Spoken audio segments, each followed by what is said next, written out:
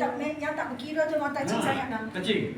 You macam lebih kurang. Touching. Dia tengok dia betul-betul dan dia Allah. Assalamualaikum. Hari ni kita ada Puan Marzia dan Encik Saiful. Betul ya?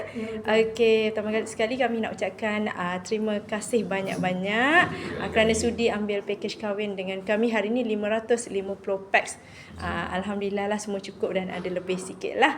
Okey, so far kami nak tanya sikit lah sepanjang berurusan dengan kami, macam mana perjalanan majlis hari ni so far. Puan dan Tuan puas hati tak dengan servis dari segi decoration, baju anak dan sebagainya lah. Boleh kami dapatkan sedikit feedback? Okay. Assalamualaikum. Terlebih dahulu saya mengucapkan terima kasih kepada Julia Bridal Alhamdulillah. di atas kerjasama yang amat saya puas hati.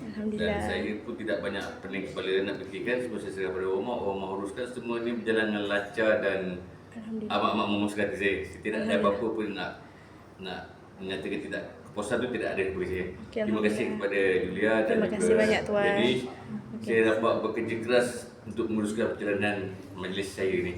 Alhamdulillah. Alhamdulillah, syukur Alhamdulillah. Puan ada nak cakap sikit? Tuan Kak pula. Terima kasih Julieta. Terima kasih Julia sendiri. Alhamdulillah, terima kasih Puan. Sama-sama. Haikal, Hakim, Madana, Kita semua tengah. satu tim datang. Alhamdulillah. Tak berkira. Alhamdulillah. Sedih pula sebab dah macam sendiri. Terima kasih Puan. Kita minta lebih yang dibagi. Alhamdulillah. Apa yang kita minta lebih bagi. Lepas tu decoration tu tak boleh cakap lah, semua crowd datang terus cakap, wih cantiknya dia punya decoration, transform macam tu. Lepas tu makan semua. Alhamdulillah, semua benar-benar memang out of our expectation. Lebih daripada yang kami jangkakan. Terima kasih Julia. Terima kasih banyak Puan. InsyaAllah semoga ada rezeki, insyaAllah. Okay, kalau daripada 10 boleh Puan bagi kita sikit. 10? Ya. Tak boleh lebih Boleh? Ikut keikhlasan hati.